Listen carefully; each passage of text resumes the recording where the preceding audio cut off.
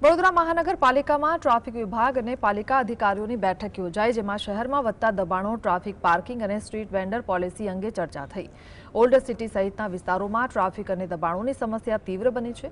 ખાસ કરીને માંડવી, મંગળ બજાર, રાવપુરા અને એમજી રોડ પર શહેરમાં લાખો વાહનોની સંખ્યા વધી રહી છે, પરંતુ રસ્તાઓની પહોળાઈ અને પાર્કિંગની સુવિધાઓ મર્યાદિત છે। બેઠકમાં નક્કર પાર્કિંગ નિયમો અને નો પાર્કિંગ ઝોન નિર્ધારિત કરવાની યોજના પર વિચારણા થઈ।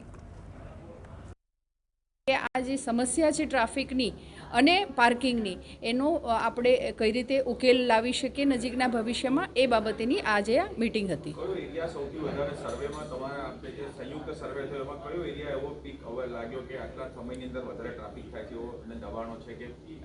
ઓલ્ડ સિટી એરિયામાં જનરલી આપ જુઓ છો માંડવી, ચાર દરવાજે આપણે ગણી શકીએ અને એની આજુબાજુનો જે વિસ્તાર છે ત્યાં ટ્રાફિકની સમસ્યા ઘણી રહેતી હોય છે, અને ખાસ કરીને વાર તહેવાર આવતા હોય અથવા તો પીક અવર્સ હોય એ દરમિયાન આ સમસ્યા રહે છે।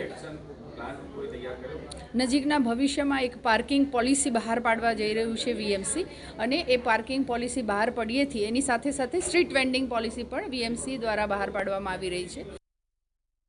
વડોદરા મહાનગરપાલિકા અને વડોદરા શહેર ટ્રાફિક પોલીસ સહિતની સંબંધિત અધિકારીઓ અને કચેરીઓ દ્વારા જે રીતે વડોદરા શહેરમાં દબાણોનો રાફડો ફાટ્યો છે તેનો સફાયો કરવા માટે બેઠકોના દોર તો શરૂ થયા છે, પરંતુ તમામ વાતોની વચ્ચે જે ચાર દરવાજા વિસ્તાર છે ત્યાં આગળ જે દબાણો છે, દબાણોનો રાફડો છે, લોકોને અંદર પસાર થવું પણ મુશ્કેલ પડી રહ્યું હોય છે।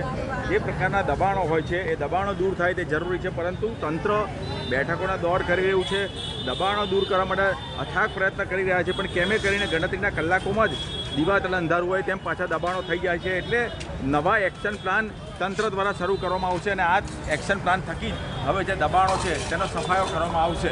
રૂપેશ ચોકસી, GSTV, વડોદરા।